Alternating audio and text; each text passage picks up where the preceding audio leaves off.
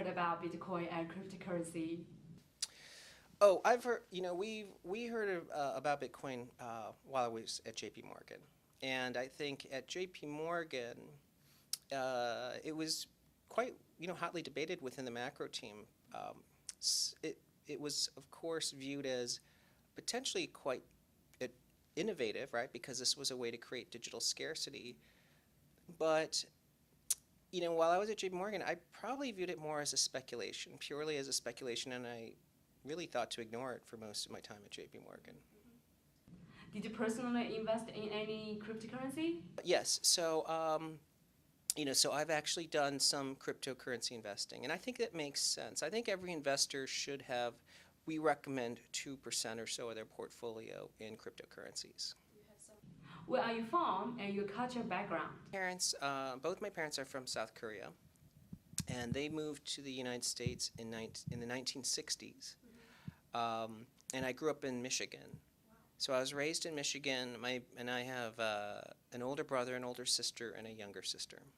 It's a big family. Yeah.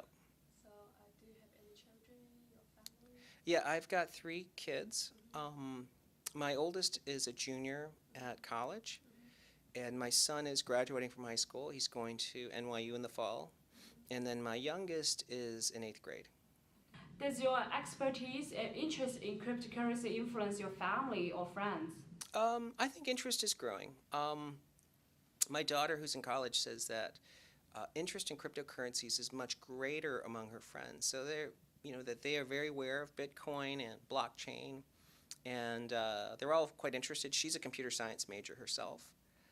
Among my friends, I think it's mixed. I think some folks have become quite curious about it, and but I would say cryptocurrencies appeals to younger people more than older people. Why did you quit your job in J.P. Morgan and start your own company? And that's right. I worked for over 20 years at large financial institutions, from Kidder Peabody to Salomon Brothers to J.P. Morgan, and we decided to create our own independent research firm. It was partly because we wanted to be entrepreneurial. When you're in a large bank, it's hard to be really a business builder. When you're in a large company, you're really trying to protect existing businesses. And secondly, we wanted to be able to look at any type of disruption or disruptive technology, and I think it would have been very difficult for us to be writing about cryptocurrencies as if we were part of J.P. Morgan. Can you talk about your company, Fundstrat? Our company is an independent research firm. We were founded in 2014, as you mentioned, and we focus on writing about macro trends in both the stock market and more recently in cryptocurrencies. Do you have any difficulties or unforgettable experiences in starting and developing your own business? Yeah. Well, certainly I had no idea what to expect when we started our business in 2014, because I had spent my entire career working at large companies. It's very hard to give up your career before. Yes, that's right. Because, when you're a large company, and especially prestigious places like J.P. Morgan, Yes.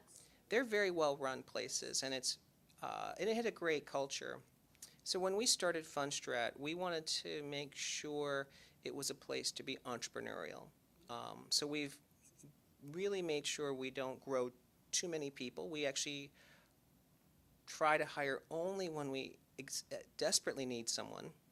And we're trying to find people who are really free-thinking and dynamic. And some of our best assets, our best people, have not come from large firms. They've come from small firms. Does your company have any working relationship with South Korea companies? At the moment, we don't have any relationships with any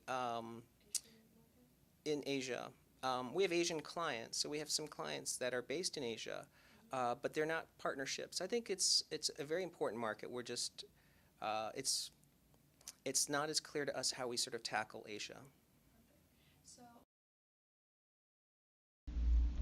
中文投资网，一个赚钱的网站。